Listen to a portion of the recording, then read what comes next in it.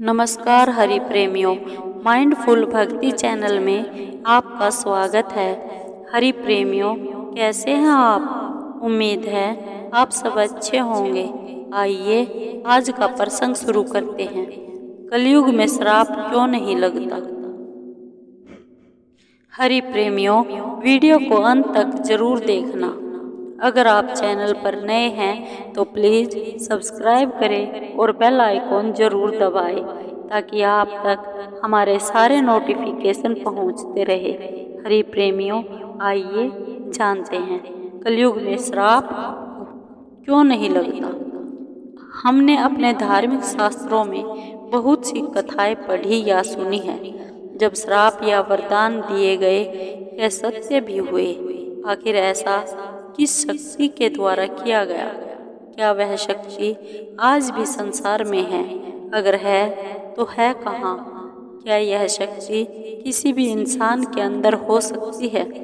यह तो हम सब जानते ही हैं कि जो कुछ होता है ईश्वर की मर्जी से होता है। हमारा धर्म हमें बताता है हम सब जब भी साधना, पूजा या अपने ईश्वर को याद करें तो संकल्प जरूर करें। संकल्प के बिना कोई भी पूजा पूर्ण नहीं मानी जाती। आखिर क्या है ऐसा संकल्प में? संकल्प ही वह शक्ति है जो इस पूरे संसार को ईश्वर के साथ जोड़ती है। संकल्प ही तो है जिससे किसी भी इंसान को श्राप या वरदान दिया जा सकता है।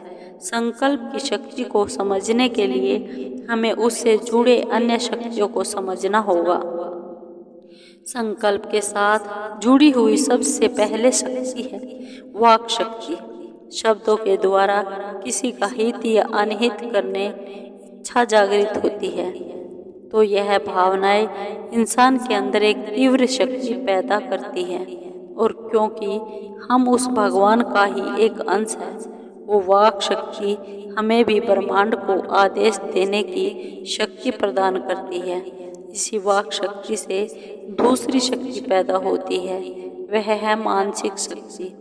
वही यह शक्ति है जो हमारे आत्मा को वो बल देती है जिससे हम अपनी इच्छा शक्ति को दृढ़ बनाकर किसी दूसरे का मंगल या अमंगल करने में समर्थ हो पाते हैं। और श्राप देने की सबसे बड़ी शक्ति आती है तपस्या, धर्मवादिता, भक्ति, योग और ब्राह्मण से जब यदुवंशी को ब्राह्मण द्वारा विनाश का श्राप दिया गया तो यही वो शक्ति थी जिसका प्रयोग करके यदुवंशियों का विनाश निश्चित हुआ।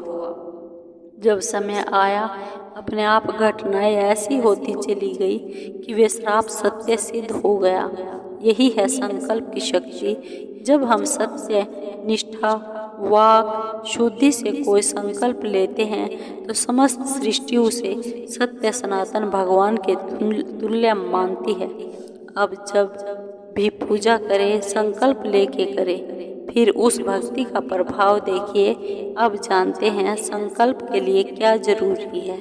संकल्प करने से पहले आचमन बहुत आवश्यक है। मन का शुद्धिकरण अति आवश्यक है। हमारा अंतःकरण बहुत से विकारों से युक्त है। उन विकारों को अपने से दूर कर पाना बहुत कठिन है।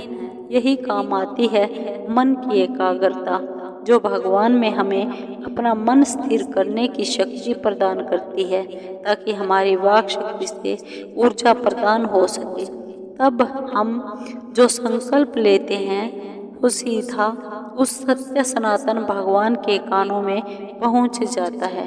आप सभी ने दुर्गा सप्तशती पढ़ी होगी। क्या आपको पता है सप्तशती भगवान शिव द्वारा गीत है और दुर्गा सप्तशती पढ़ने से पहले उसका उत्कीर्तन करना बहुत ही आवश्यक है, अन्यथा उसका संपूर्ण फल नहीं मिलता।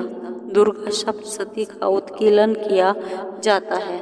संकल्प से दुर्गा सप्तशती पढ़ने से पहले ये संकल्प किया जाता है कि हे माँ, जो कुछ मेरे पास है माँ आपको समर्पित करती हूँ। और फिर मन धारण करे कि मैं उस समर्पित भेंट को अपने प्रसाद के रूप में आपको दे रही हूँ। और आप बोले, माँ मैं आपके दिए हुए भेंट को ग्रहण करती हूँ।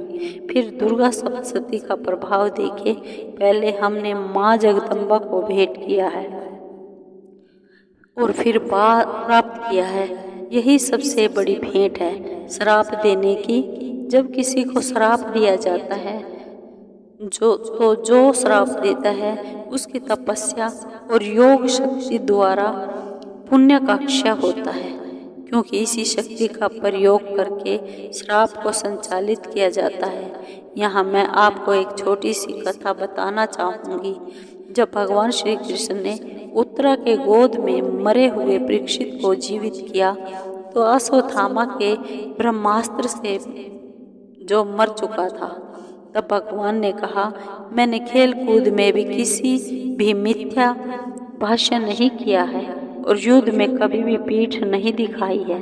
इस शक्ति के प्रभाव से अभिमन्यु का यह बालक जीवित हो जाए। यदि धर्म ब्राह्मण मुझे विशेष किए हैं तो अभिमन्यु ये बालक जीवित हो जाए।